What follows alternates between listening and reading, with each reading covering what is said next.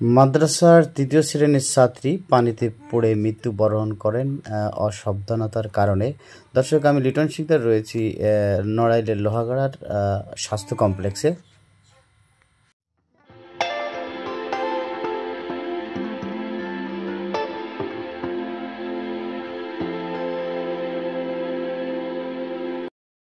পানিতে পড়ে মৃত্যুবরণ করেন তৃতীয় শ্রেণীর ছাত্রী প্রিয়া। অসাবধানতার কারণে তার মৃত্যু হয়। স্থানীয় সূত্রে জানা যায় যে প্রিয়া নামের মেয়েটি পানিতে পড়ার পরে তাকে পানি থেকে উদ্ধার করা হয়। স্থানীয় লোকজন তাকে নড়াইল লোহাগাড়া স্বাস্থ্য কমপ্লেক্সে নিয়ে আসে, কিন্তু জরুরি বিভাগে ডাক্তার তাকে মৃত্যু বলে ঘোষণা করে।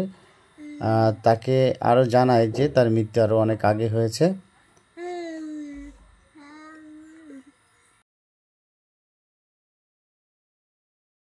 মারা গেল, নাম কি? বাপের নাম কি? কোন গ্রাম বাড়ি? কখন পানিতে পড়ছিল? পুকুরে না নদীতে? তো সবাই ভালো থাকবেন, সুস্থ থাকবেন, অবশ্যই এফডিডে লাইভ 24 এর সাথে থাকবেন। Thank you so much. আল্লাহ হাফেজ।